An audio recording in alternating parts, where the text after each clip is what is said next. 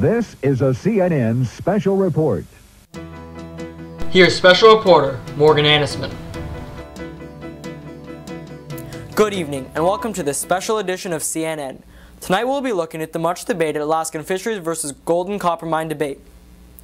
Throughout the past few weeks, there has been much debate and controversy around the proposal to construct an open pit mine in a biologically flourishing part of Alaska dubbed the Bristol Bay watershed. In case you have not heard about this, we now go to our on-site reporter. The Pebble Partnership, which is a collaboration of two companies, has decided they want to construct an open pit mine.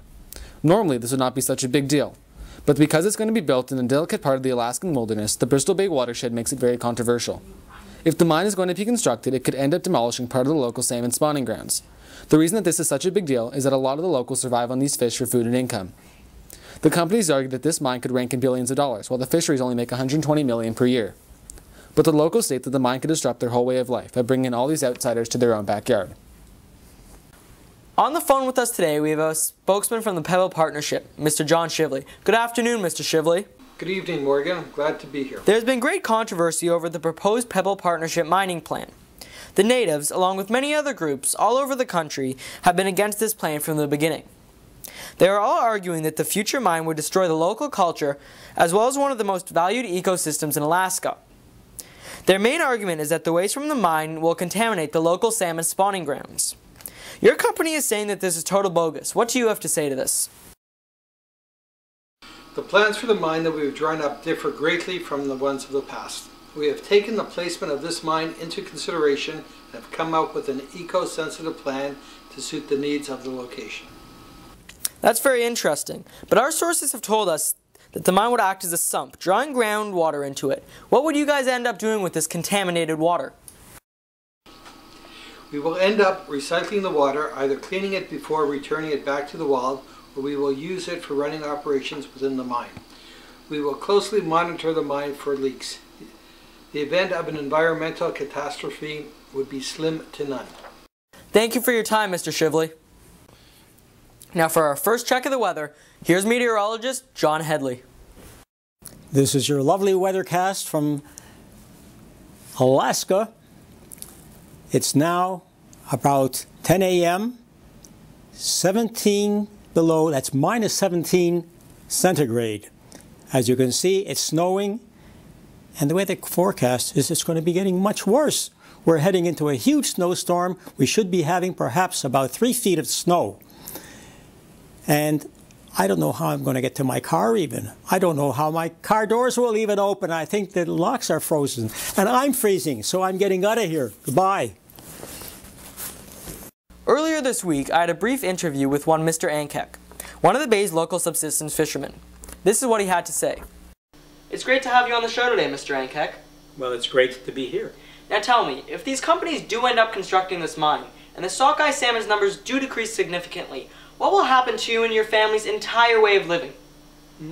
Well, since my entire family, I, Yodar Ankek, my wife Vildachaya Ankek, and my 5 kids use the salmon for food and income, we would have a massive problem. According to the Pebble guys, the mine will only employ 200 people permanently, while the fishing companies employ 12,000 people. There will be tons of us that will have to leave our beloved community. Well, thank you for your time today here, Mr. Ankek. Our final segment for this special report will be with local ecologist George Mann. George? Salmon, bears, deer, and humans. These are only a few species that would be affected by the construction of this mine. Why is it that the whole ecosystem could be affected by the mine? If the mine gets the go-ahead, it won't be the only thing being built around here. There would have to be restaurants, shops, houses, and most important, a highway running from the mine site to the city of Williamsport. The reason that this road would have such an influence on the local environment is due to something called habitat fragmentation. The road would end up dividing up some species habitats, which can cause a lot of damage. This has been ecologist George Mann. Thank you. This has been Morgan Anisman for CNN, signing off. This has been a CNN special report.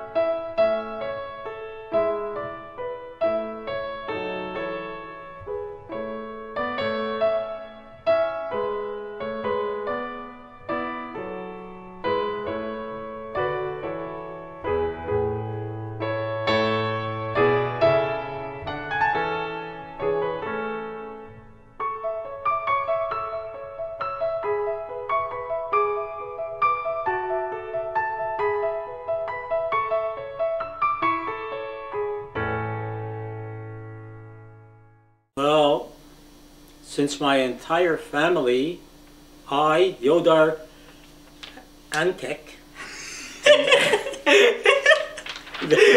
You better start up. Okay, we need to restart. You cracked up. So I better start it over. Okay. It's funny. You better not laugh. Okay. Yeah. Okay.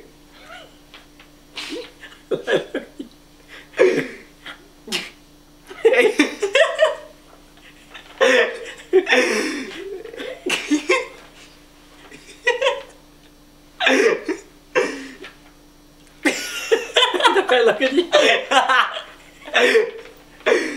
Okay, we're good now.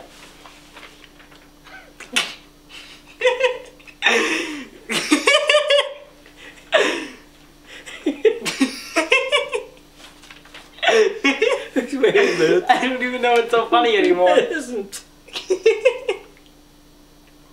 You're gonna burst out laughing. I will, probably. It's great to have you on the show today, Mr. Ankek. Well, it's great to be here. Now tell me, have you on the show? You can't even get that sentence.